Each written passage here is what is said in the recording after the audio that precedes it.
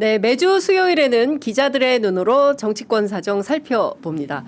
자, 오늘도 어김없이 시사인의 김은지 기자 나오셨고요. 오늘은 전직 기자 예, 출신의 변호사님이십니다. 네, 장유미 변호사님 나오셨습니다. 두 분 어서 오십시오. 안녕하세요. 네, 반갑습니다.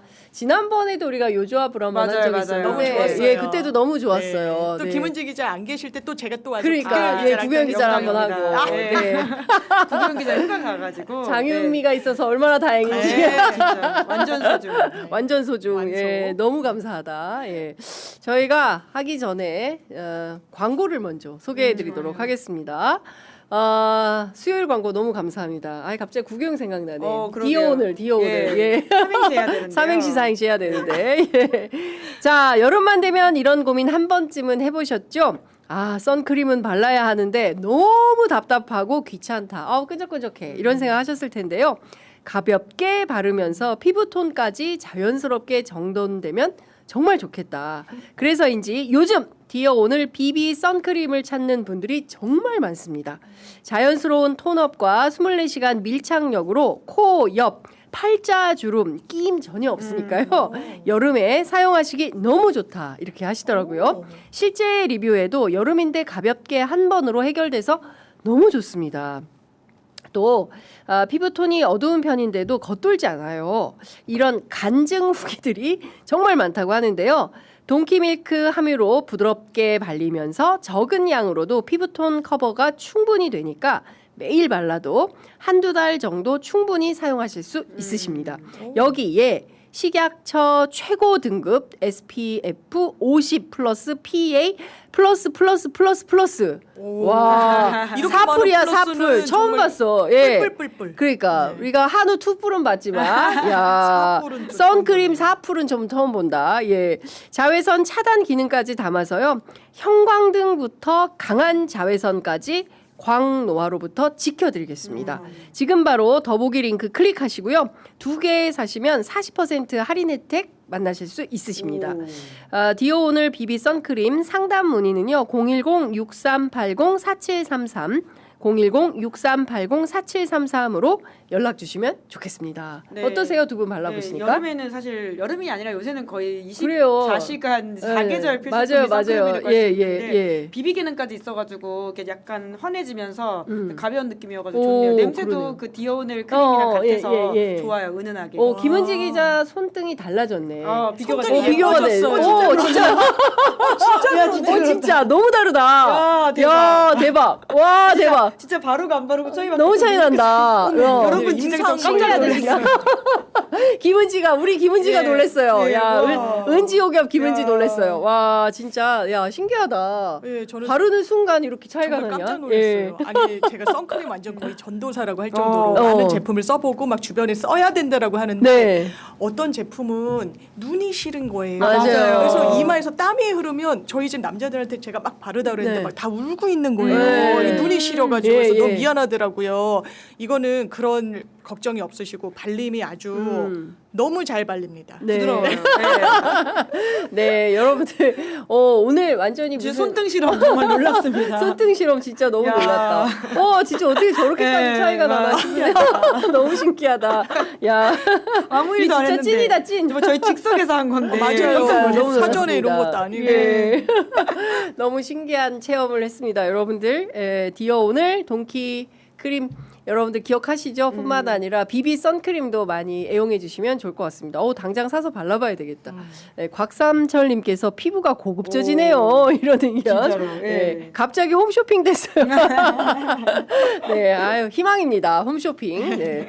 자, 저희가 첫 번째로 다뤄볼 소식은 이재명 대통령의 브라질 그리고 남미 순방입니다. 샌프란시스코부터 굉장히 여태까지 들어보지 못했던 새로운 숫자가 또 나온 것이고요. 1조 7경 회사들 자산가치 어. 1조 7경 되는 회사들과 네. 함께 모여가지고 대통령이 병맥주를 들고 있는 모습이 우리는 식구다. 그렇죠. 그 사실 좀 한국의 변화한 이상을 보여준다라는 생각이 들더라고요. 그러니까 이재명 대통령도 이재명 대통령이지만 한국이 이제 올해 환율에 따라서는 4만 달러를 넘을 수 있다라고 하잖아요. 네. 그러니까 그것이 보여주는 우리 정부의 위상. 사실 그렇습니다. 한 명도 만나기 어려운 사람들인데 그 사람들을 한 자리에 모을 수 있다라고 예. 하는 것이 한국 자체가 변화한 이상을 가졌기 때문이라는 생각이 들거든요. 그렇습니다. 맞습니다. 이런 시기에 특히나 더 잘해야 된다라고 하는 건 너무 중요한데 이제 그러다 보니까 이제 샌프란시스코 이어가지고 이제 남미까지 가는 일정으로서 뭐 여러 가지를 대통령이 보여주고 있는 것 같은데요. 그러니까 경제도 경제긴 한데 좀 개인적으로 가장 인상적이었던 거는 노동자 정체성을 잊지 않겠다라는 이야기를 저도 너무 감동이었어요. 이재명 대통령과 룰라 대통령이 같이 했다는 것은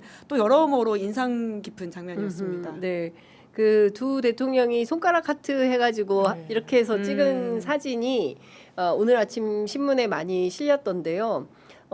그 제가 살펴보니까 원래 기자들한테 배포했던 그 연설문에는 예. 없었어요. 그러니까 즉석에서 들어간 네, 이야기라는 그 내용이. 말씀이신 거죠. 예. 그러니까 진짜 뭔가 진심이 그거랑 담겨 있는. 또 하나는 이제 금속노조 방문 그렇죠, 계획. 그렇죠. 이것도 예. 예, 원래 원고에는 없던 내용인데 그게 그렇구나. 들어가 있더라고요. 그러니까 다른 거 다 떠나서 이 소년공 출신의 두 대통령이 보여주는 이 노동자 연대, 네. 만국의 노동자여 단결하라 예, 그런 차원에서 굉장히 저는 뭉클한 장면이었다. 우리 장 저도 변호사님은 어떤 마찬가지. 장면이 가장 인상적이셨습니까? 그러니까 아까도 이제 우리의 국위선양 국격이 올라갔다는 저도 이제 지금 출국 앞두고 있는데 되게 뿌듯한 거예요. 예전에는 이제 한국 사람 어떡하지 이러는데 지금 뭐 유수의 뭐 미국 대학도 있고 하지만 트렌드도 한국 그냥 진학하는 게 더 요즘은 맞아요. 선호한다는 이야기도 들었어요. 베트남 수석 그래요? 여학생이 카이스트를 가가지고 또 굉장히 화제가 됐었다는 보도도 있더라고요. 이제 미국 정말. 이제 실리콘밸리에 있는 대학을 가는 게 아니라 한국을 카이스트로 찾는 온다고. 거예요. 예. 와. 그러니까 이 위상이 정말 네. 달라졌구나. 그리고 네. 거기에 되게 어쨌든 저희 민주당 정부가 많은 기여를 했다라는 자부심이 진짜 크고 네. 그리고 노동자 정책에서 말씀 주셨는데 또 이 노동 현장 노동 운동했던 곳에 직접 들르기도 하고 그러면서 이 두 지도자가 대단히 연결고리가 단단하면서 이게 또 국익으로 연결되기도 하고 또 공급 다극화하는 그 측면에서도 여러 우리가 이제 4강을 중심으로 네. 외교가 펼쳐지고 있는데 예. 거기에 대해서는 정말 대통령이 많은 노력을 하고 있고 그게 성과로 돌아오고 있다 이런 생각을 네. 했습니다. 그러니까요. 이제 그 브라질 거쳐서 아마 칠레, 아르헨티나 아르헨티나. 그리고 독일 이렇게 네. 돌고 아마 다음 주에 귀국을 할 예정인데요. 그동안 사실은 그 우리랑 너무 먼 나라여서 네, 별로 체감이 이제 잘안 됐죠. 그렇죠. 사실 실제로 너무 멀긴 해요. 그렇습니다. 실제로. 아마 네. 지구를 타고 쭉 우리나라에서 직선으로 가면 남미가 나온다는 거 아닙니까? 네, 그 근데- 정도로 먼 그렇죠. 나라죠. 예. 그리고 그냥 못 가요. 중간에 비행기 기름 한번 넣고 가야 돼가지고. 그래서 아마 독일을 방문하는 그런 것 게 같기도 해요. 아닌가. 예. 그러니까 지금 제가 보면은 대통령의 일정이 한 순간도 빈틈이 없어요. 그러니까 당국자들은 진짜 너무 힘들다. 근데 그러시겠어요. 국민들 입장에서는 너무 괜찮은 건데 쉬지 않고 일하는 거죠. 네네. 예. 그리고 이 소중한 시간들을 잘 보내야 특히 이제 AI 시대에 대한민국이 이렇게 그야말로 이제 발딱 설 수 있는 도약할 수 있는 큰 우리 계속 그랬잖아요. 뭐 성장, 잠재 성장률 하라. 뭐 대한민국이 이미 선진국에 들어서 가지고 사실상 0%대 예. 성장은 끝났다. 뭐 맨날 뭐 저성장의 그늘 뭐 이런 기획 기사들 봤는데 그게 아니잖아요. 예, 3%. 그럼요. 네. 예. 그러니까 특히나 성장률이 중요한 게 이게 성장이 떨어지게 되면 그 사회의 극우적인 에너지들이 굉장히 네. 그 힘을 받게 된다는 차원에서 저는 진보 정부에서도 성장에 대해서는 계속 고민할 필요가 있다라는 생각이 드는데 그렇습니다. 그러니까 여러모로 지금 반도체의 슈퍼 사이클에 들어가서 우리 정부가 그 성장률을 굉장히 생각보다 더 잘 받을 거다라고 하는 전망들이 있는데 그러니까 이것들을 단순히 이제 이 시기의 호황으로 볼 게 아니라 잘 연결되게 만들어서 지속 가능성을 어떻게 만드는지가 중요한 것 같고 네. 이재명 대통령도 이제 그런 메시지들을 계속 발신을 하고 있긴 해요. 특히나 이제 본인이 이번에도 해외 순방 가서 브라질 가가지고 이런 이야기도 했던데, 그러니까 정권 내가 해외 순방 많이 간다. 근데 특히 정권초에 많이 가려고 한다라는 네. 이야기를 하던데 보통의 대통령들은 정권 후반에 뭔가 외유성으로 가는 듯한 느낌도 줬던 게 사실이긴 하거든요. 과거를 보면. 근데 오히려 그러니까 힘이 있을 때 가가지고 정말 내가 그 어떤 세일즈와 비즈니스를 하겠다는 차원의 네. 이야기들을 굉장히 강조하던데, 그러니까 이 어떤 순방 그러니까 정확히 출장이죠. 출장의 네. 목적을 대통령이 적확하게 이야기하고 있다는 차원에서도 굉장히 좀 흥미롭게 들었습니다. 그렇죠. 갑자기 내란 속의 윤석열 전 대통령의 순방이 생각이 나는데 갈 때마다 사고 쳐가지고 그러게요. 예. 나갈 때부터 불안하잖아요. 온 국민이. 그리고 아니나 다를까 또 가면 필경 분명히 또 그런 사건들이 생겨가지고 그랬었는데 여하튼 너무 다른 대통령의 그 출장 출장이 정확할 것 같습니다. 예. 갑자기 그 생각도 나네요. 이제 취임하자마자 제일 먼저 김밥 딱 시켜가지고 예. 우리 먹는 똑같은 김밥 시켜가지고 야근 갑자기 배고픈데요. 배고파. 네. 특히나 이제 저는 이번에 이제 남미 순방을 통해서 새로운 우리의 공급망 확보뿐만 아니라 뭐 여러 가지 경제 협력할 것들이 메르코수르 네. 우리가 새롭게 배우는 게 많아요. 맞습니다. 네. 메르코스로 이제 어쨌든 남미 이제 경제 공동체 같은 건데 이제 EU 같은 거라고 볼 수 그렇죠. 있겠죠. 예. 예. 네, 그런 차원에서 우리가 협력할 수 있는 것들이 있다면 너무 좋겠다. 특히 이제 우주, 체육, 교육, 에너지 협력 거의 한글어과, 한국학과 뭐 이런 것도 생길 것 같더라고요. 예, K에 대한 그 K 컨텐츠에 대한 열광이 남미에서도 어마어마하다고 네, 하던데요. 네, 네. 사실 우리가 좀 먼 나라여가지고 잘 실감이 안 되잖아요. 네, 네, 근데 네. 한국에서는 상대적으로 인지도가 낮은 아이돌 그룹들이 남미에 가서 굉장히 인기가 있는 혼성 그룹도 있다라고 하고요. 예, 예. 그리고 아르헨티나 같은 경우에는 몇 년 전에 그 노이즈의 환상 속의 그대인가 그게 거의 국민 노래였다는 거예요. 근데 우리가 모르잖아요. 그러니까 이 정말? 정도로 네. 그러니까 굉장히 한국 문화가 남미에 가가지고 곽강을 받고 있고 네. 단순히 하나의 이그조틱한 문화가 아니라 정말 주류 문화 중에 하나로 자리 잡고 있으면서 네. 대접받고 있는 것은 오히려 한국에 있기 때문에 좀 못 느끼는 것도 분명히 있는 것 같아요. 예. 이야. 야, 뭐 진짜 김은지 기자를 통해서도 새로운 정말 얘기를 막 환상 속의 그대는 누구지? 그 옛날 서태지 가수 노이즈 노이즈 뭐더라? 그 노이즈 노래 너에게 원한 건? 단어가 들어가는 노이즈를 너무 좋아해서 환상 지금도 속의 듣거든요. 그대는 서태지. 그건 서태지 노래고 죄송합니다. 네, 제가 네, 근데 뭔지 알 것 같아 네. 왠지. 노이즈 여러분들 환상 찾아주세요. 속에 그거 있지 예, 않아요? 예. 그 서태지 그건 노래 아니야? 서태지. 죄송합니다. 아무튼 아르헨티나에서 엄청난 국민곡이래요. 국민곡이래요. 네. 궁금하다. 웬일이야. 그러니까 아르헨티나 우리 막 물가 상승 막 이런 것만 있는데 상상 속에 너. 상상 속에 맞아. 예, 예, 예. 사실 그 노래 서태지 세대구만. 서태지 세대도 아니고 빠바바바바바바 이 노래일 거예요. 오, 아마. 야, 저희 우리 또 그 장민 세대. 변호사님이 또 딴데. 네 오늘 또 역할이 아, 있네요. 예, 하여튼 마지막까지 잘 좋은 마무리하고 이제 귀국하면 좋겠다라는 당부 말씀드리고요. 대통령이 이렇게 열일하고 있는데 어제 국회에서 대형 사고가 좀 터졌다라는 말씀을 좀 드려야 될 것 같습니다. 이 얘기부터 좀 해야 될 것 같은데요. 조정식 의장이 취임 후 첫 번째 기자간담회를 열고 내년은 선거가 없는 해인 만큼 개헌의 적기다. 이 말은 틀린 말은 아니에요. 그런데 기자 질문에 응답하는 과정에서 생긴 이슈가 오늘 아침 조간을 그야말로 도배질을 했습니다. 네. 그 영상 준비해 놨는데요. 잠깐 보고 말씀 듣도록 하겠습니다. 사실 이제 야권에서 개헌을 반대하는 궁극적인 이유가 이제 개헌의 최종적 목표가 현직 대통령의 임기 연장을 목표로 하는 게 아니냐라는 게 반대의 명분이 되고 있는데요. 그 야권의 의장님이 임기 내에 혹시 그 뭐 현직 대통령의 뭐 임기 연장을 하는 개헌안에 대해서는 뭐 통과나 처리 여부에 대한 입장을 좀 여쭤보고 싶습니다. 아이고 그 문제는 뭐 지금 그에 대한 뭐 이렇다 저렇다 얘기하는 게 시기상조 아닌가요? 그러니까 이게 권력구조 개편 관계에서 이 현직 대통령의 뭐 연임 개헌 문제 이런 등등은 그건 결국 주권자인 국민 여론과 국민의 선택의 문제라고 저는 생각을 해요. 그리고 또 그 여러 정치적 당사자들이 그거에 대해서 어떻게 합의하느냐 달린 문제겠죠. 그래서 뭐 이제 나중에 그 문제도 이제 그 개헌 논의에서 권력구조 문제 관계에서 논의가 나오게 되면은 그 이제 또 이슈가 될 수 있을 텐데 아무튼 그거는 뭐 이제 개헌 자문이나 또 개헌 특위 통해서 나중에 다 의견들이 수렴되지 않겠어요? 네. 어떻게 들으셨습니까, 장 변호사님?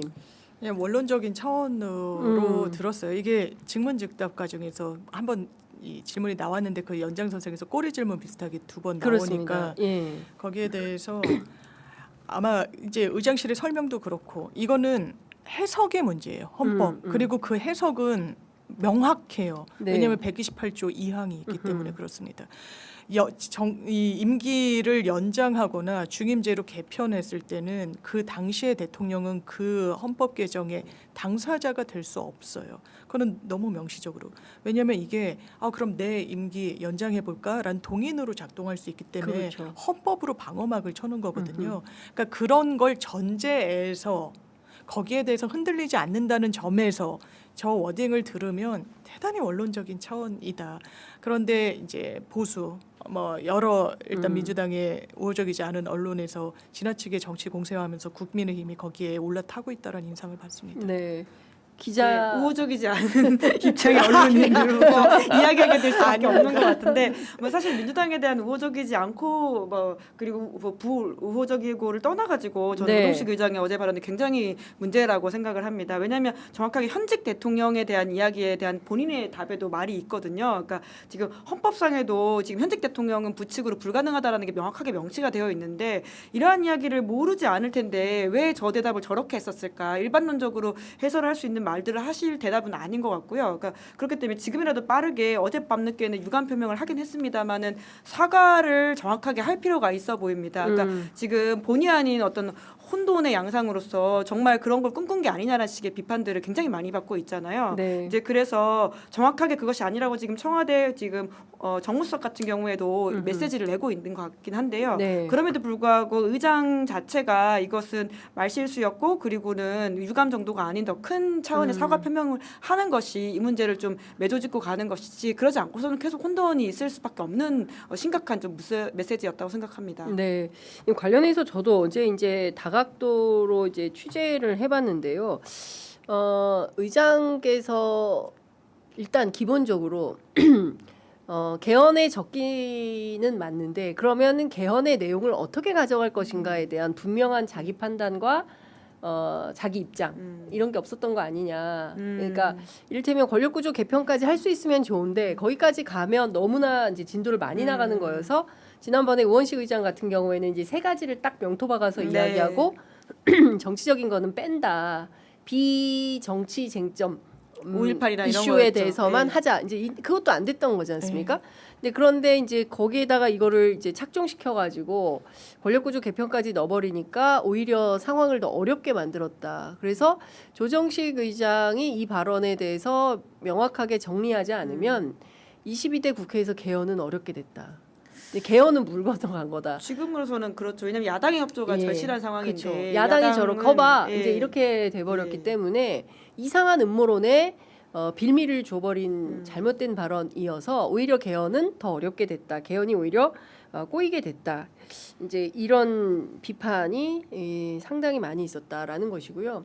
실질적으로 이제 개헌 국민투표를 해서 국민들이 선택할 수 있는 것은 맞지만 실제로 국민투표 가기 전에 국회에서 통과가 개헌안이 통과가 되어야 되는데 그러려면 최소한 민주당이 확보해야 되는 의석이 200석이죠. 200석인데 예, 예. 200석은 커녕인 상황이지 않습니까? 그렇기 때문에 현실적으로 너무나 불가하다라는 것이고 제가 이제 우원식 의장실의 고위 관계자하고 통화를 했습니다. 그래서 네. 실제로 그러면 대통령께서 이런 생각을 갖고 있어서 조정식 의장이 어떤 충정에서 이런 말을 한 것은 아니야라는 의심도 가능한 거 아니겠습니까? 그래서 그 내용을 제가 취재를 했어요. 오. 그랬더니 그 우원식 과거 의장실의 주요 관계자가 해준 얘기는 대통령 스스로도 그것은 말이 안 된다라고 생각을 한다. 과거 후보 때도 그렇게 얘기한 적이 그렇습니다. 있습니다. 그래서 예. 대통령 스스로도 개헌을 할 때 권력구조 개편은 말이 안 되니 딱 세 가지만 종합해서 하자라고 우원식 의장하고 이야기를 했다는 네. 거예요. 그러니까 대통령 스스로도 그런 생각을 하지 않고 있는데 왜 이런 발언을 해서 오히려 문제를 만드느냐 이제 이런 상황이 좀 되는 것 같습니다. 그러니까 중요한 포인트는 부적절하고 잘못된 발언이므로 이 그렇죠. 부분에 대해서는 조정식 의장이 어떤 형태로든 정리하고 넘어가는 것이 좋겠다라는 이제 이야기가 민주당 안에서 있는 것 같습니다. 중요한 포인트는 대통령 스스로도 권력구조 개편에 대해서는 지금 가능하지 않다라는 것이고요. 가끔 이제 기자들이 이렇게 물어봤을 때도 아유 큰일 날 소리 하시네 이제 이런 얘기를 하는 분이기 때문에 이것은 정말 그 잘못된 거다라는 이야기가 많이 나오는 것 같습니다. 사실 지금 해외 순방 중이시기 때문에 그리고 우리가 못 들어보던 1,400조라는 새로운 숫자가 네. 나와서 남미 순방에서 또 어떤 성과가 나올지 그리고 지난 샌프란시스코 AI 선언에 담긴 의미가 뭔지 그리고 이제 중국의 AI 굴기에 대해서 우리가 어떻게 평가를 해야 되는지 예. 사실은 지금 주요 언론들이 이런 내용들의 보도를 많이 해야 되는데 오히려 또 정치면이 개헌 의제로 이제 도배질이 되는 것 같아서 매우 안타깝다라는 생각이 좀 들어가지고요. 왜 이러는 거예요? 민주당. 저희 이제 잘 할 거 같아요. 땀삐질 막 이런 거 넣어줘야 될 것 같다. 여당은 어쩔 수 없이 계속 방어해야 되는 상황이긴 할 텐데. 책임도 네. 무한 책임이죠. 뭐 맞아요. 사실 집권 네, 여당. 그렇습니다. 여튼 하여튼 굉장히 부적절한 그렇습니다. 발언이었고 예. 이게 한동안은 계속 특히 야권에서는 굉장히 공격하기 좋은 소재이잖아요. 네, 그러니까 그렇죠. 말씀하신 것처럼 더 좀 매듭을 확실하게 지을 수 있는 더 센 뭔가 청와대 쪽의 메시지와 그리고는 국회의장 메시지가 나와야 되지 않을까 싶습니다. 네, 특히 이제 그 야당이 지금 공격을 많이 하고 있는데요. 특히 패스트 트랙과 관련해서도 사실 근데 이게 패스트 트랙도 아니고 사실은 너무 느린 트랙인데 완전 330 슬로우 트랙. 완전 슬로우 네. 트랙인데 그래서 이걸 좀 바꿔야 되겠다라고 하는 것도 맞습니다. 이것도 사실 뭐 국회를 통법부로 바꾸는 것이다라고 비난하고 말도 안 있어요. 되는 거예요. 예. 왜냐하면 이게 330일이 걸린다는 거 아니겠습니까? 네. 패스트 트랙에 이른바 태운다고 했을 네. 때 그러면 일반 법안 처리가 평균 얼마에 걸리느냐? 그러니까 310일 걸린다는 거예요. 그런데 패스트 트랙이 더 늦어요. 거기에 대해서 그래서 저희가 명명하는 이 법안 개정명은 일하는 국회법이라고 이야기를 하고 있는데 네. 거기에 대해서 아니 그것조차 못한다면 아니 국민의힘은 지금 필리버스터를 하고 막 이런 것도 본인들이 낸 민생 법안에도 본인들이 필리버스터를 하는 지경까지 갔어요. 대안을 못 냅니다. 대안을 낼 의지와 능력도 없어요. 저희가 봤을 땐 네. 그런 부분과 관련해서 여기에는 또 무슨 명분과 무슨 꼬리표를 붙여가지고 안 하겠다는 거지. 본인들 말도 다 뒤집으면서 여기 가선 재검표 이야기하고 그러면 우리가 하자고 그랬을 땐 그건 또 하지 않고 아주 모순적이고 오로지 권력 투쟁, 오로지 정치 셈법 여기에 좀 골몰하고 있다는 인상을 강하게 받습니다. 네, 어떻게 들으셨어요? 네, 그러니까 지금 이제 특히나 이제 여당의 기조는 책임지겠다라고 하는 것이잖아요. 그러니까 일을 좀 해보겠고 거기에 대해서 어떤 이렇게 평가가 나오든지 간에 다음 총선에서 평가받겠다고 하는 것이니까 그런 식의 조정이 좀 필요한 것으로 보입니다. 근데 지금 사실 너무나 경색되어 있어가지고 야당이 과연 여기에 협조해줄 수 있는 상황이냐에 대해서는 좀 계속 물음표가 쌓여가지고 네. 쉽지 않아 보이기도 하고요. 그러니까요. 근데 이제 다른 거 다 떠나서 입법의 속도가 너무 느리고 사실 우리가 뭐 중국이 엄청난 속도로 따라오는데 반도체 지금 쇼크가 엄청나죠. 그렇습니다. 예, 예. 그리고 막 그 계좌가 다 녹아버리고 있고 뭐 이런 예. 상황인데 이런 거를 하려면 어쨌든 우리가 AI 속도를 빠르게 나가야 되고 다른 건 몰라도 3대 메가 프로젝트와 관련해서는 입법 속도를 세게 내줘야 네. 되는데 국민의힘이 이거 발목 잡기를 하면 결과적으로는 대한민국의 발전 속도를 국민의힘에 의해서 늦춰지게 되는 거 아니냐. 그에 대한 역사적 책임을 과연 국힘이 지겠습니까? 아니요. 그 지역주의에 그 또 의지해가지고 본인들의 이제 이 권력은 유지가 되겠지만 결국엔 국가 발전에 저해가 되는 그런 잘못된 행동과 판단을 하게 될 것 같은데 그 점에 있어서는 좀 여야가 국익에 관해서는 좀 협치를 해줘야 되는데 또 그건 일도 없는 거 아니에요? 지금 뭐 점점 더 그러니까 양극화가 심하게 되어 참 있어가지고 걱정입니다. 대화하기 힘든 지점도 있고요. 심지어 국민의힘은 지금 그 내부적으로도 내분이 뭐 물론 뭐 민주당도 전당대회 때문에 네. 내부가 시끄러운 게 실제 사실이긴 한데요. 국민의힘도 국민의힘끼리 어떤 징계 국면에 들어가다 보니까 뭐 양쪽 모두 지금 뭔가 일을 제대로 하고 있지 않다 이런 비판을 피하기 어렵죠. 네. 자, 속보 들어와 있습니다. 대한변협이 징역 7년 확정 판결이 나온 윤석열의 변호사 자격을 취소한다. 라는 입장이 나왔습니다. 그리고 검찰이 선행매매로 93억 원을 챙긴 8명을 기소했는데요. 그 가운데 기자가 6명이 포함되어 있다고 하는 소식 들어와 있습니다. 얼마를 예, 이재명 대통령이 오랫동안 계속 이야기해 왔었잖아요. 그러니까 네. 주가 조작 관련해 가지고는 패가망신 시키겠다라는 식의 예. 메시지를 오랫동안 내왔었고 네. 그 금감원을 비롯해 가지고는 그 선행매매 그 사실 정확하게는 주가 조작에 동원된 기자들이잖아요. 혹은 거기에 같이 이제 동원이 아니라 적극적으로 참여했을 수도 있는 것이고 예. 기자윤리만이 아니라 형사처벌을 통해 가지고는 심각하게 바로잡아야 될 사안이라고 오랫동안 저도 이야기해 왔었고요. 예. 사실 과연 이들만이냐에 대한 질문들을 계속 던질 수밖에 없기 때문에 좀 철저하게 더 수사해야 된다고 생각합니다. 이거는 기자가 아닌 거죠. 그쵸, 사실 이건 기자는 범죄니까요. 범죄자고 완전 예, 범죄자인 어떤 거죠. 자기의 이제 직업을 윤리를 통해서 완전 완전히 저버린 망각한 거예요. 그런 행동을 한 건데 8명 가운데 6명이라는 게 충격입니다. 근데 정말 이- 이만큼만일까 싶어요. 네, 더 있겠죠. 예, 더 있을 것 같고 특히 이제 최근에 경제지들이 굉장히 많아졌고 이 경제지들이 과연 약간 여러 기사를 가지. 쓰면서 그 주식을 띄우고 그렇죠. 그런 다음에 자기들도 예. 참여해가지고는 이제 돈 돈을 벌고 뭐 이런 회사는 거잖아요. 또 광고로 땡기고 예, 막 이제 예. 이런 방식이기 때문에 이게 과연 저널리즘인 그러니까 거냐. 이게 윤리의 문제가 아니라 진짜 이거는 형사처벌의 대상인 그렇습니다. 것이죠. 범죄 자본시장을 이제 어지럽히고 있다는 차원에서. 네. 그리고 이 양태도 보면 네. 이제 주가 이 생방도 많잖아요. 맞아요. 그럼 본인들이 이야기를 하기 전에 매수를 해놓고 음흠. 최근에 이 수사 대상이 된 것 끝나면 또 이게 뜨잖아요. 네. 왜냐면 많은 분들이 그렇죠. 보시고 거기에 따라서 매수를 하니까. 매수를 그러면 팔아서 차익을 남기고 이런 형태가 있다는 걸 보고 제가 진짜 너무 좀 놀랍더라고요. 그러니까요. 이거는 진짜 엄단해야죠. 예, 이건 네. 진짜 사기죠, 사기. 네, 예, 네. 그러니까 주가를 막 부양시켜 놓고 자기는 오른 다음 미리 사놓고 오른 다음에 자기는 싹 팔아버리고 네. 주가 폭락하면 그건 전부 온전히 개미들의 몫이 되는 거 아니겠습니까? 대단히 부도덕하다. 예, 이런 범죄자들은 빨리 엄단해야 된다는 말씀을 좀 드려야 될 것 같고요. 앞서 말씀 주신 멱살 얘기를 좀 해봐야 될 것 같습니다. 아, 국민의힘이요. 예, 국힘이 지금 뭐 그 분위기가 매우 신선스러운 것 같던데. 네. 예, 그래서 사과하고 마무리되는 겁니까? 정점식 의원하고.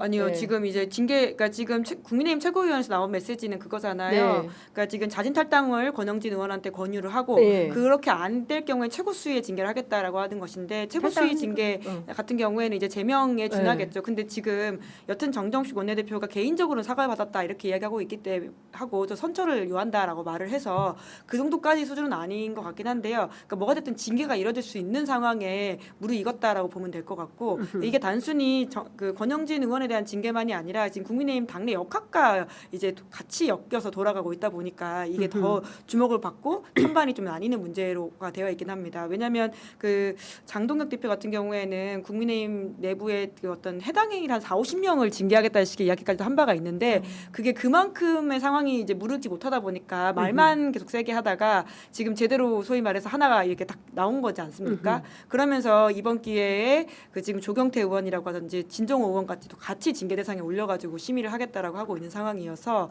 그러니까 징계 자체로 징계를 볼 수 없는 상황이 또 국민의힘 안에서 있어가지고 서로 갑론을박을 하면서 어제 뭐 조은희 의원과 그리고는 유영아 의원이 설전을 주고받고 이렇게까지 가고 있는 거죠. 네. 근데 실제로 비당권파들을 다 쳐내면 당권파 세상이 오나? 그러면 국민의힘 잘한다 이렇게 될까? 저는 그거는 회의적인데 우리 장 변호사님 어떻게 분석하세요? 그런데 저는 이게 정치적 맥락을 걷어댔을 때 그 세 명을 지금 특정하고 있잖아요. 네. 조경태, 진종호 그리고 권영진. 네. 근데 징계를 안 할 수가 없을 거예요. 그 어떤 당이어도 마찬가지일 거라고 생각을 저는 해요. 그래서 핀셋 징계라는 표현도 쓰는데 네. 권영진 의원은 자기가 정보위 간사 가고 싶어했는데 그게 좌절됐다고 그렇죠. 이제 멱살을 잡은 건 사실 용인할 수 없어요. 예. 폭행이고. 폭행. 예, 그리고 진종호 의원은 보좌진을 파견했다는 어떤 의혹을 받는 거잖아요. 그렇죠. 예. 부산 무소속 후보를 지원하는 건 네. 저희 당으로 상상할 수 없는 이건 거예요. 사실 해당 행위죠. 행위예요. 한동훈 후보의 이건 지원을 이론의 위해서. 여지가 없어요. 예. 이거는 선례를 남길 수 없고 당으로선 기강을 좋은 게 좋다고 내가 이렇게 지금 뭐 비판받고 정치적으로 이걸 또 오독될 수 있다고 이걸 그냥 넘길 수는 없을 거예요. 네. 제가 조경태 의원 같은 경우에도 국민의힘 분한테 물어봤어요. 박덕흠 국회 부의장이 표결하는 게 당론이었냐고. 그 당시에 이제 당론이었다고 그러더라고요. 네. 이제 당론이 정해지면 저희가 당인이란 표현 쓰잖아요. 그게 불만이어도 본인 선에서는 뭐 그걸 안 따를 수 있죠. 본인이 헌법기관이니까. 그런데 전화를 해서 반려를 하고 하는 게 저는 그 행위 자체에 대한 정치적 평가를 떠나서 저도 박덕흠이란 정치인이 국회 부의장 하는 데는 맞지 않는다고 생각합니다. 다만 그런 행위를 지도부가 그냥 간과할 수는 없겠다는 그 맥락이 이해되는 부분도 있는 거예요. 그래서 판을 넓게 펼치지 못할 거고 지금 네. 윤리위도 막 구성이 안 되고 막 사퇴하고 지금 어떻게 보면 굉장히 좀 어수선한데 이 세 사람에 대해서는 그래도 해야 되지 않을까 하는 게 맞지 않을까라는 생각도 있고 당권파는 뭐 엄청나게 그걸 지지하고 나머지 그냥 좀 조용히 계시는 분들도 여기에 대해서까지 막 토를 달기는 좀 어려운 그러니까 막 섞어 가지고서는 너네 뭐 40~50명 하려고 하는 거지라고 했을 때는 되게 명분이 없는데 딱 핀셋으로 하면 명분이 생기는 것으로 좀 보이는 부분이 있습니다. 근데 지금 좀 설명을 좀 들어보니까 조경태 의원이나 권영진 의원이나 이제 진종호 의원 3명에 대해서 징계를 하면 공교롭게도 이분들은 또 그렇게 돼요. 예 친한 게 또 비당권파 이렇게 분류가 되니까 이거는 그래서 이제 정치적- 그런 비판이 있는 그러니까요. 거죠. 예. 게다가 그런 갈등이 이제 징계를 잘할 수 있는 국면으로 가느냐라고 하는 건데 사실 그러니까 말씀처럼 세 분의 행위 다 문제적인 것들이고 그 해당 행위라고 할 수 있는 것들이 있거든요. 네. 그런데 연원을 그 뭐라고 징계는 결국 형평이라고 하는 것이 중요한데 연원을 올라가 보면 비상계엄이라고 하는 정말 헌법 질서를 무너뜨린 윤석열이라는 자가 당원이었었는데 네. 그 사람에 대해서 국민의힘이 어떤 징계도 하지 못하고 자진탈당하게 놔뒀었어요. 그리고는 그 한덕수라고 하는 사람을 데리고 가지고 오밤중에 후보 교체 시도했었던 맞아. 바가 그렇죠. 있거든요. 예. 그 사람을 지지했었던 국민의힘의 주요 그 핵심 인사들이 있습니다. 네. 근데 이 사람들은 하나도 징계 못하고 넘어갔었어요. 그런데 지금 그러니까 이분의 징계들도 딱 떨어지는 게 분명히 맞긴 맞는데 네. 그럼 형평을 뒀을 때 그때는 가만히 있더니 왜 우리만 해라고 하는 이들의 반발에 대해서 어떻게 말을 할 것이냐에 대한 이야기가 나올 수밖에 없는 것이죠. 이제 그러니까 징계 자체가 굉장히 형해화되어 있고 이것은 누군가를 뭐 이렇게 괴롭히는 수단이라는 어떤 당사자들의 호소에 대해서 혹은 항변에 대해서 그럴 수도 있나라고 하는 이야기가 나오는 게 지금의 국민의힘의 현실을 보여준다라는 생각이 들고요. 네. 그 권영진 의원 같은 경우에는 지금 이제 굉장히 대한감이라고 하는 곳에서 당권파에 대한 이제 견제의 목소리를 내시는 분이라고 알려져 있긴 하지만 또 한때는 그 관저방패 그러니까요. 역할을 또 하셨던 맞아요. 분이에요. 예. 스크럼자고. 예, 그런 차원에서 지금의 국민의힘의 전반적 혼돈을 보여주는 그러니까 뭐라고 할까 징계를 또 하려면 할 수 있을 텐데 그러면 누구는이라고 하다 보니까 이 징계가 추상같이 느껴지지 않게 하는 게 있어서 그러니까 지금 계속 감론을박만 있는 거죠. 뭐 네. 할 것 같긴 한데요. 네. 그러니까 뭐가 됐든 그게 효과적이냐에 대해서는 잘 그렇습니다. 모르겠습니다. 자, 오늘 아침 발표된 조원 CNI가 스트레이트 뉴스 의뢰로 지난 25일에서 27일 사이에 진행된 정례 여론조사를 살펴보면 국민의힘 지지율은 36%이고 민주당은 46.3%인 걸로 조사가 됐는데요. 여전히 국민의힘 지지율이 올라오지 않는 이유가 바로 이런 모습인 거죠. 모습에 있는 거 아니겠습니까? 예, 게다가 사실 이제 한동훈이라고 하는 그리고 이제 오세훈이라고 하는 이제 보수에서는 하나의 이제 뭐라고 할까요? 그러니까 주자들을 다음을 염두에 둘 수 있게 만들었다라고 하는 것 때문에 6.3 지방선거 직후에서는 네. 보수 유권자들이 좀 활성화돼가지고 조사에서 응답도 많이 하고 그래서 좀 올라가는 모양새가 있었는데 생각보다 이제 한동훈 의원이 지금 당장 뭐 국민의힘에서 뭔가를 할 수 있는 상황이 아닌 것으로 지금 보이고 있고 네. 뿐만 아니라 오세훈 시장 같은 경우에는 본인의 정책 생명이 끝날 수도 있다라는 이야기가 나오지 않습니까?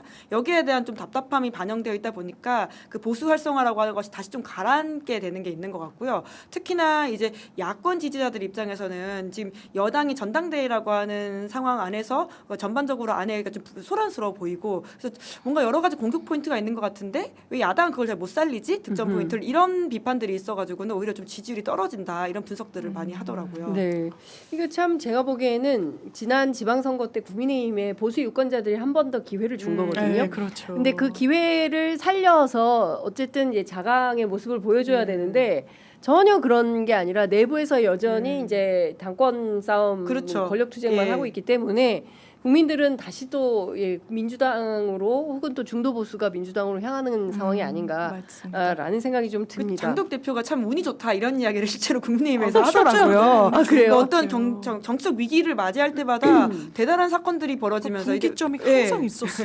네. 자, 그 속보 계속 들어오고 있는데요. 뭐 여러분들 아시는 것처럼 일본 구마모토 강진 때문에 저는 화면 보고 깜짝 놀랐는데 거기는 사실 예전에도 한번 크게 네, 이제, 맞습니다. 지진이 예. 일어나가지고 성이 그렇습니다. 무너지고 했었었는데 예. 또 이렇더라고요. 이번에도 또 그렇더라고요. 예. 신사도 무너지고 뭐 그리고 여기 그냥- TSMC 공장이 있을 그렇습니다. 거예요. TSMC 공장 예, 거기 예. 피해도 있고 그리고 다카이치 총리가 발표한 것은 열심히. 사망자가 13명이나 된다는 거고 대규모 피해가 있다라는 건데요. 이 관련해서 우리 정부에서는 교민 피해, 교민의 인명 피해는 아직 없는 것으로 확인이 됐다라는 소식이 속보 들어와 있습니다. 근데 일본은 지진 때문에 정말 늘 큰 피해가 있는 것 그러니까요. 같습니다. 아니 예. 왜냐면 어제 속보로 타전될 때만 해도 연락이 두절된 한 2-30명이 그 건물 쇼핑몰 안에 이제 갇혀 있다라고 네, 네, 했는데 네. 이게 또 건물이 무너지면서 가스 유출로 폭발까지 해서 피해가 네, 더 확산되고 있는 맞습니다. 것 같아서 너무 좀 마음이 안 좋네요. 그런 것 같습니다. 자, 더불어민주당의 전당대회 이야기를 좀 해보겠습니다. 우리 장 변호사님이 더 곤란해질 수 있을 것 같기도 한데, 지금 어제부터 투표가 시작이 된 거죠? 시작됐어요. 네. 저희 충청권을 첫 스타트로 해가지고 이제 주말마다 순회 경선을 하면서 그 결과를 발표를 하고 네. 선호 투표로 바뀌었기 때문에 이제 당대표 1, 2, 3위를 써내게 되고 거기에 대해서 1등 주자 아마 득표율까지 해서 네. 발표를 하는 예. 형식으로 할 거고 아마 뜨거운 열전의 레이스가 시작됐다. 당원 여러분 많은 투표 부탁드립니다. 내 평을 어제 썼습니다. 당직자의 멘트. 당직자의 워딩. 예. 자, 근데 지금 많은 분들은 초반 판세가 어떻게 흘러가느냐에 대한 궁금증이 굉장히 많은데 우리 김은지 기자가 취재한 초반 예. 판세 어떻게 됩니까? 그러니까 이게 충청에서 처음으로 네. 이제 개표가 이루어지지 않습니까? 네. 8월 1일에 이제 이 결과가 처음 나오는 건데 네. 아무래도 이제 정청래 이제 후보 입장에서는 본인이 충청 출신이라는 것을 강조하고 있기도 하고 네. 지난 지방선거에서 이제 박수현 이제 그 지사를 이제 배출하는 역할도 했다 이렇게 이제 보고 있더라고요. 특히 이제 박수현 지사 같은 경우에는 정청래 대표와 가까운 인사로 분류되고 있기 때문에 충청에서는 정청래 후보가 좀 유리한 게 아니냐 이런 식의 해석들이 나오고 있는데요. 다만 선호 투표이기 때문에 이게 진짜 네. 모르겠다라고 말씀하시는 분들이 많긴 많아서 마지막까지 열어봐야지 알 수 있겠지만 충청권에서 1등의 득표를 좀 보면 또 어떤 식으로 상황이 흘러갈지에 대해서는 감을 잡을 수 있을 것 같은데 네. 하지만 이게 또 표수가 많지는 않아요. 그러니까 여러 가지를 고려해야 될 변수가 네. 많은 것 같다라는 생각이 듭니다. 예. 근데 기본적으로 이게 선호 투표이기 때문에 1위 후보 그다음에 2위 후보 누구를 어떻게 그러니까요. 찍느냐에 예, 예. 따라서 이제 기자들은 셈법이 굉장히 복잡하게 막 계산들을 하던데 이를테면 제가 장 변호사님께 좀 여쭤보고 싶은데 정청래 후보를 1위에 쓴 분들이 2위에 김민석 송영길 두 후보를 절대 쓰지 않는다. 반대로 김민석, 송영길 두 후보를 쓴 분들은 크로스가 가능하다. 따라서 합산을 하면은 김민석, 송영길 두 후보에게 유리하다. 이런 분석 맞습니까? 그 여러 분석이 나오는 것 같은데요. 네. 그러니까 이제 1등 정청래 그럼 2, 3위 나는 정청래 후보 1대 2 구도로 지금 이제 분별이 되니까. 네. 근데 2, 3위를 그럼 나 쓰기 싫다 뭐 이런 당원분들인데 그렇게 쓰지 않으면 사표가 된다라는 네, 점. 네, 네. 그래가지고 이제 거기에 대한 약간 이제 지지층들이 안내 네. 같은 것도 예, 엄청 예. 상세하게 하고 예. 있는 상황인데 왜냐하면 꼭 김민석, 송영길 한 덩어리로 가지 않는다라고 또 진단하시는 분들도 또 많이 계시더라고요. 그래요? 예, 많이 계신다기보다 그러니까 계시더라고요. 예. 이거 꼭 그렇게만 볼 건 아니다. 아니다. 그래서 이 선호 투표제가 저희 당 대표 선거에서는 아마 처음이죠. 처음 네, 그 네, 일이라서 네. 이게 어떤 왜냐하면 그리고 1위 발표를 해도 끝날 때까지 끝난 게 아닌 게 네. 그럼 축적돼 가지고 이렇게 예측하는 게 아니라 3등께 또 막 올라갈 수도 올라가고 있고. 이러니까 네. 진짜 뚜껑을 끝날 때까지 끝난 건 아니다. 야, 8월 17일. 예. 예. 그날이 되기 전까지는 진짜 알 아무도 수가 모른다. 없다. 그러니까 이게 네. 굉장히 이제 박진감 넘치는 이제 다이나믹하다. 새로운 다이나믹한 이제 예. 그 정치 드라마가 네. 지금부터 이제 시작이다. 이렇게 볼 쓰여지고 수가 있을 것 있습니다. 같은데요. 투표율이 좀 중요하다라는 그 얘기를 얘기가 나옵니다. 하시더라고요. 그래서 사실은 이제 김민석 후보 캠프에서는 전당원 투표하자 예. 이렇게 이야기하는데 지난번에 우리 시사인 방송할 때 그 예비 경선 실시간으로 저희가 결과가 전해드렸죠. 났었는데요. 예. 그때 권리당원이 전체 155만 3,880명이라고 했어요. 근데 예. 그 중에서 투표율이 37.44%, 그러니까 58만 1,872명만 투표를 했거든요. 근데 사실은 물론 이제 본경선 가면 더 나올 거야 이렇게 이야기하는데 지금 사실 너무 이를테면 뭐 미래를 위해서 막 뭐 축제처럼 되는 분위기는 아니어서 많이 나올까? 적게 똘똘 나올까? 물린 똘똘 뭉친 어떤 지지층만 나올까? 뭐 이거는 당에서 어떻게 분석하고 계신지 궁금합니다. 이게 당에서는 정말 말 한마디 한마디 굉장히 신중하게 하고 있고 이게 미친 여파 때문에 제가 그냥 개인적으로는 네. 이것도 왜냐 너무 뜨거워요. 사실 당권 레이스가 뜨겁잖아요. 그러면 네. 더 결집해가지고 우리 한번 이렇게 내가 원하는 후보 만들어 보자라는 이런 동인이 있을 법도 한데 예. 지금 왜냐하면 이제 약간 아주 뭐 강성이나 이렇게 분류되지 않으시는 분들은 네. 나 이번에 그냥 너무 이렇게 갈등이 좀 고조되는 것 같은 거에서는 좀 동의가 안 된다라고 하면서 네. 좀 소극적인 의사 표명을 하실 수도 있을 것 같아서 그래서 투표율도 그러니까 진짜 관건인 것 같고 이것도 진단이 뜨거우니까 많이 할 거다. 이렇게 또 공식이 성립하진 않는 국면인 걸로 느껴지긴 하더라고요. 그래요. 기자들은 어떻게 봅니까? 그러게요. 그러니까 특별히 7대3이잖아요. 얼마나, 예. 그러니까 7대3이고 근데 또 지난 이제 박찬대 그리고 정청래 전당대회 했을 때는 한 50%대가 나왔다고는 하더라고요. 이제 그렇게 따지면 뭐 조금 더 올라갈 수는 있지 않을까 싶긴 한데요. 하지만 뭐 드라마틱하게 전당원이 다 나와가지고 투표를 할 만한 상황은 아닌 것 같아서 그러니까 우선은 초반 레이스에서 누가 또 밴드웨건 효과를 잡는지에 대한 기세 싸움도 있기 때문에 봐야 될 것 같습니다. 진짜 모르겠어요. 지금은 알 수가 없다. 분석이 불가능하다. 예. 근데 어쨌든 지금 그 정청래 후보 캠프 같은 경우에는 팀 정청래 이렇게 해가지고 최고위원들까지 싹 예. 모아서 이제 정청래 당대표 최고위원 3명. 최민희, 한민수, 이성윤. 이성윤 이렇게 팀을 딱 짜가지고 팀플을 하는 반면 김민석, 송영길 두 후보 같은 경우에 앞에 팀자도 안 붙고 그리고 나머지가 다 뭐 친명이 아니 친석이냐 예.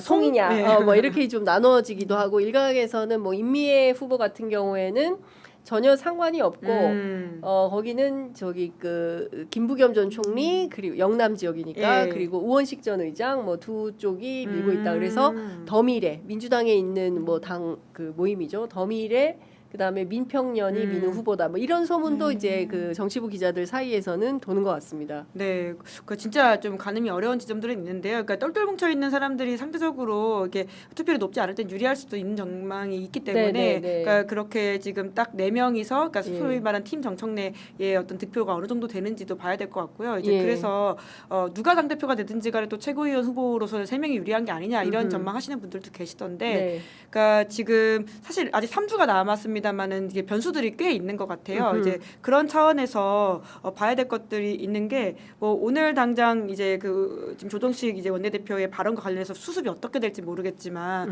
그런 것들도 영향을 미칠 수 있는 게 아니냐라는 이야기를 어제 갑자기 이제 하시는 의원들도 있고 해서 이제 변수는 좀 계속 남아 있는 것 같긴 합니다. 그러니까 자꾸 우원식 조정식 의장 조정식 의장 둘 다 식이어가지고. 그러네요. 그러네요. 둘 다 연대 출신이라는. 그래 그래서 그건 또 연대가 몰라. 대사라는 얘기를 누가 하더라고요.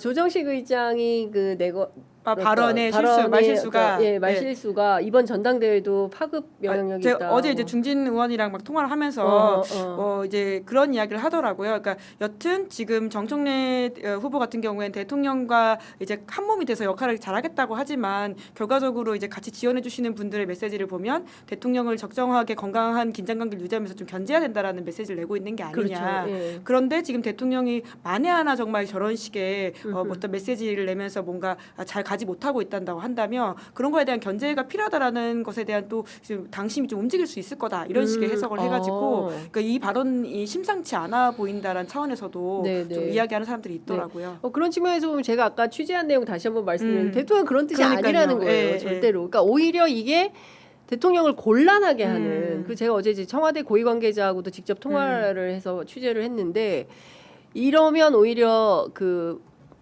보수적으로 부정적으로 이야기할 수밖에 없는 오히려 그 입지를 막아버리는 그렇죠. 이런 상황을 만들어 왜 이렇게 대통령을 곤란하게 하는지 모르겠다. 그러니까 그 정도의 네. 어제 저녁에는 이제 그 예. 발언에 대한 이야기들이 민주당 내에서도 꽤 있어서 예. 제가 이제 뭐 취재한 바를 말씀을 드리는 건데 그러니까요. 이후에 수습이 뭐 어떻게 되는지 따라서는 변수가 분명히 또 달라지긴 할 텐데 지금으로서는 또 그 영향도 있을 수도 있다 이런 말이 나오고 있습니다. 네. 중요한 거는 현실적으로 어렵다는 거고 불가하다는 거고 이런 것은 그 말도 안 되는 건데 예.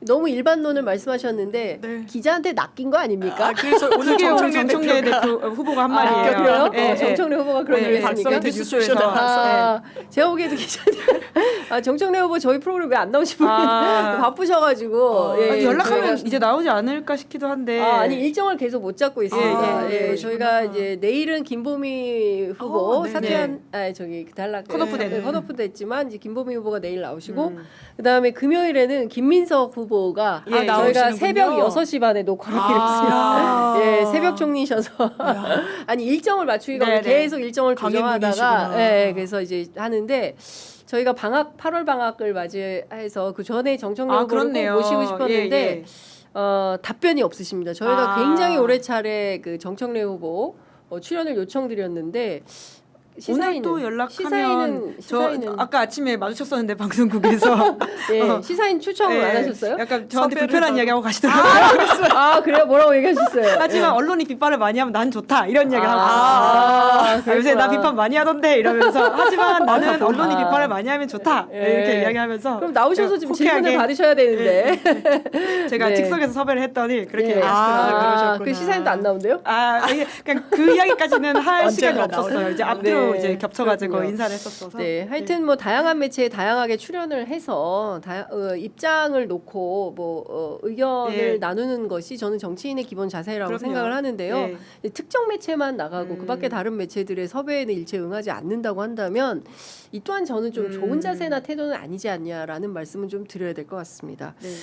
자, 저희가 무슨 얘기하다 여기까지 그리고 왔죠? 변수가 또 하나 있는 게 오늘 저녁에 MBC에서 네, 네. 토론을 하죠. 토론회가 있어요. 이제 그 얘기를 좀 해야 될 것 같습니다. 수많은 지금 쟁점들이 사실 있잖아요. 근데 그 각 후보들한테 뭐 기자들이나 혹은 뭐 프로그램에 나가서 진행자한테 질문을 받는 건 있었지만 세 명이서 이렇게 딱 맞아요. 붙어가지고 서로 질의응답을 한 적은 없어요. 네. 특히나 지금 이제 제가 아까 뭐 물론 대통령실에 이렇게 청와대는 아니라고 하지만 조정식 이제 의장 발언뿐만 아니라 지금 특히나 쟁점이 되는 게 신천지 관련된 의혹들로 서로 뭔가 주고받을 것들이 많을 것 같아서 피튀기는 아마 TV 토론이 되지 않을까 싶고요.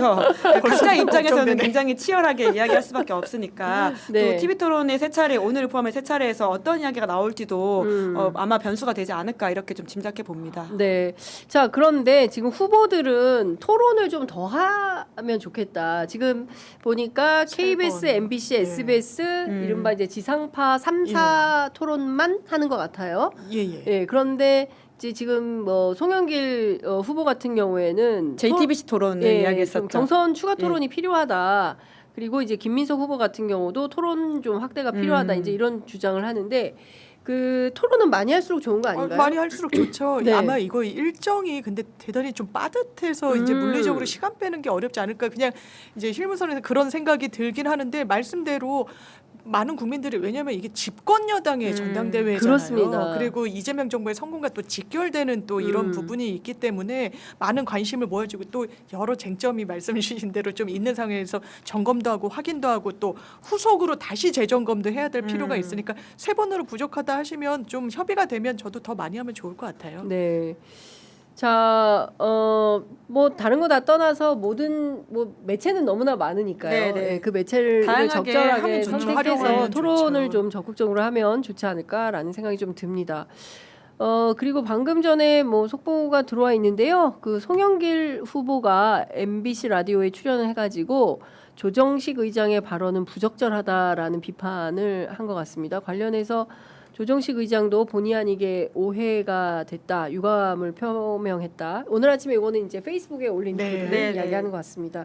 이런 내용들이 들어와 있습니다. 오늘 TV 토론에서 무슨 얘기가 주로 나올까요? 예, TV 토론에서는 사실 각자 공격하고 싶은 포인트들이 있잖아요. 이제 네. 그래서 그 이야기들을 하지 않을까 싶은데요. 사실 그 보통은 자기의 장점을 발현하기보다는 상대를 공격함으로써 가지고 오는 말실수들을 이끌어내는 게 보통의 TV 토론이다 보니까 그런 이야기들을 각자 하지 않을까 싶고요.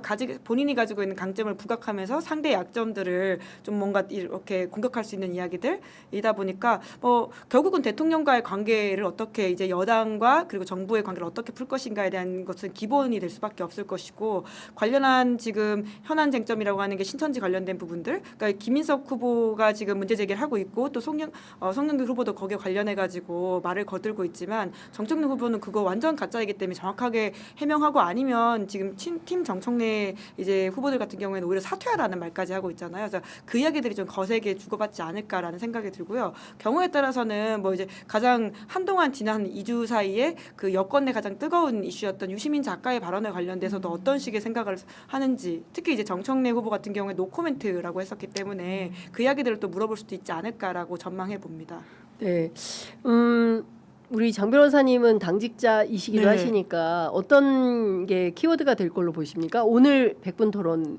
지금 말씀 주신 거에 너무 네, 공감이 첫 번째 되는 토론. 게 네. 저희가 어쨌든 최고위 모두 발언이나 할 때도 이게 지지하는 또 당권 주자가 또 이제 나누어져 있다 보니까 그때 거듭 나오는 이슈가 뭐 신천지인 거는 부인할 수 없고 당에서는 정확하게 수사가 진행 중이니까 저희도 이 집단적으로 당원 개입해서 민주당의 어떤 당내 경선이나 선거에 영향을 미치려는 세력에 대해서는 좌시할 수 없다는 입장은 모든 구성원들이 마찬가지고 다만 그걸 던진 맥락이 뭐냐라고 이른바 친청 후보들이 직격을 하고 있는 거고 네. 또 그 부분과 관련해서 이걸 계속 재점화할지도 하나의 분기점인 것 같아요. 그러니까 김민석 후보가 그걸 계속 언급을 그렇네요. 할지 그 예. 공세의 수위를 피치로 올릴지 아니면 전당대회 뒤로 가져가자고 박선원 또 후보가 제가 이제 인터뷰하시는 내용도 들었어가지고 요 톤이 어떻게 나올지도 하나의 관전 포인트인 것 같고 유시민 작가는 아마 김민석 총리나 송영길 전 대표가 이거는 왜 정청래 후보 말 못하냐라고 좀 이제 공세를 할 수 있는 부분인 것 같아서 이게 자유 토론에서는 좀 난상 토론이 이루어질 것 같습니다. 그렇군요. 근데 그 신천지 의혹과 관련해서는 사실은 뭐 근거를 명확하게 네네. 내놓지 않으면 이 부분에 대해서는 조금 뭐 그렇죠. 문제가 되는 것이죠. 그러니까, 예, 예. 그래서 이제 계속 김민석 후보한테 근거를 좀 내놔라라는 식의 이야기들 저희도 지난주에 많이 이야기했었고, 근데 다만 주말 사이에 나온 보도들과 지금까지 나온 걸 좀 종합해 보니까 합수본에서 그 신천지 일부 신도들이 민주당에 가입한 정황을 확인한 건 맞는 것 같은데 여기에 이제 어떤 조직적인 것들이 있는지에 대해서는 좀 더 수사가 필요한 내용들이어서 나오는 걸 봐야 될 것 같긴 하고요. 그와 별도로 김민석 후보가 가지고 있는 근거가 무엇인지에 대해서는 좀 더 적확하게 이야기할 필요는 있어 보이긴 합니다. 그러지 않고서 너무나 큰 이제 불씨가 될 만한 이슈이긴 하거든요. 그러니까요. 지금 어쨌든 다른 건 몰라도 이제 그 종교 단체가 결합되어 있다고 하면 당시에 이제 민주당이 국민의힘을 향해서 위헌 정당이라고 굉장히 비판을 많이 했었는데 그 화살이 고스란히 또 민주당에도 돌아올 수 있는 여지가 있어서 그 부분에 대해서는 명료하게 좀 정리가 필요한 것은 아닌가 싶은데 당내 여론은 좀 어떻습니까? 그러니까 정교 분리는 헌법에 있는 네. 원칙이고 종교는 신념과 믿음의 영역이라서 이게 정치와 결합되고 혼합되면 대단히 왜곡되는 거라서 딱 칸막이를 쳐놓은 거잖아요. 네. 근데 거기에 대해서는 또 수사와 진행되는 부분과 관련해서 김민석 후보가 이야기한 부분과 또 맞아 떨어지는 부분이 있다 보니까 그게 그러면 실체가 아주 없는 거야? 아 그럼 있다면 어느 정도야? 근데 제 개인적으로는 지금 단계에서 아 나는 이런 걸 갖고 있어라고 이야기를 하는 게 이게 맞는 건지도 좀 의문은 들어요. 왜냐하면 또 수사가 진행 중인 상황이기도 하니까요. 그래서 좀 진짜 봐야 되겠네요. 네. 토론회를요. 그러니까 오늘 근데 저 시청률은 엄청 높을 것 같아요. 높을 것 같아요. 또 정말 첫 토론이기도 하고 그리고 또 얼마나 뜨겁게 논쟁을 할까 싶기도 하고 다른 거 다 떠나서 대한민국 기자들은 다 볼 것 같다. 그렇죠. 세 분 다 네. 말씀을 못 하시는 분들이 엄청 아니잖아요. 센 스피커들이 달변, 달변가들 세 분이 모셨고 또 그동안 또 송영길 후보 같은 경우에는 이 소위 얘기하는 정청래 저격수 굉장히 센 발언을 많이 했죠. 했었고 사실 좀 문제적 발언도 있긴 있었습니다. 그렇습니다. 그래서 아마 이제 서로 상처내는 그런 감정적인 발언들도 부분도 아마 상한 게 있을 거예요. 그래서 그걸 털어내고 갈지 아니면 설마 거기서 또 새로운 멱살이 나오는 것이 새로운 멱살 노는. 그러게요. 민주당은 멱살 잡지 않습니다. 없습니까? 예. 네, 그런 식으로. TV 토론이 생방송이기 때문에 돌발병수에 어떻게 대응하는지도 굉장히 중요한 부분인 것 그렇습니다. 같고요. 그러니까 예. 사실 있는 걸 지키는 시간이지 뭔가 더 버는 시간은 아닌 것 같은데 통상의 후보들이 또 그걸 또 오해하고 네. 그러니까 뭔가 더 벌어보려고 하다가 잃어버린 경우들이 꽤 있거든요. 그래서 네. 그런 것들도 좀 염두에 두고 사실 TV 토론이라고 하는 게 앞에 있는 사람들과 토론하는 것처럼 보이지만 보통은 국민을 향한 발신인데 네. 그거를 잊게 되는 경우가 많아서 또 실수가 나올 수도 있는데 실수 안 하는 사람이 오늘의 승자가 아닐까 이렇게 좀 전망해보기도 진짜 합니다. 좋은 조언이네요. 네. 이걸 다 들으셔야 되겠네요. 그러니까요. 이걸 후보들이 좀 듣고 취재 편의점도 적극적으로 그러게요. 나오시고 해야 여기서 토론을 하시면 너무 좋죠. 너무 좋죠. 예, 저희가 그럼 방학 안 하겠습니다. 천만인. 예, 저희 취재 편의점을 통해서 TV 토론을 하시겠다. 인터넷 유튜브 토론을 하시겠다면 얼마든지 장을 마련해 드릴 용의가 있다라는 말씀 좀 드리겠습니다.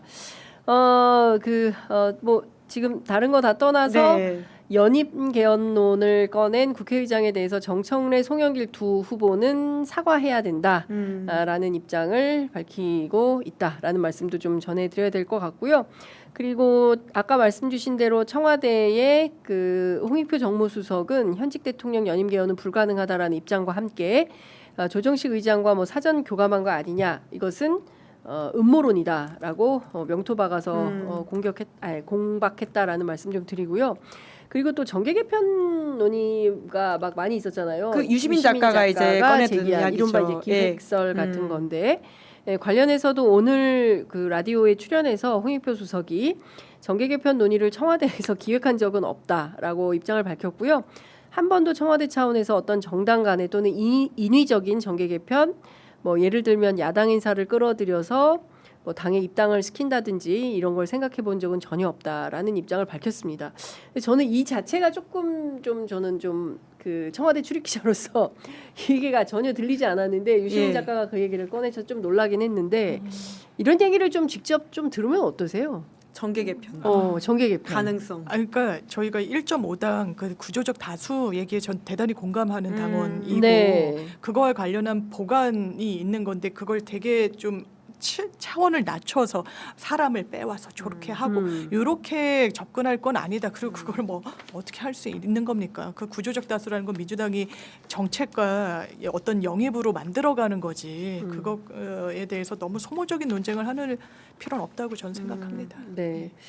아이고 이제 네. 11시가 다 돼서 마무리를 해야 될 것 같은데요. 김은지 기자님 끝으로 한 말씀 듣고 마무리하겠습니다. 네. 그러니까 뭐가 됐든 그 진짜 저희가 늘 말씀드리지만 그러니까 그 내란의 진정한 그 제압이라고 하는 것은 그 다음의 정권이 그 안정적으로 이어진다는 차원에서 이해하는 것이 민주당으로서 가장 중요한 부분인 것 같고요.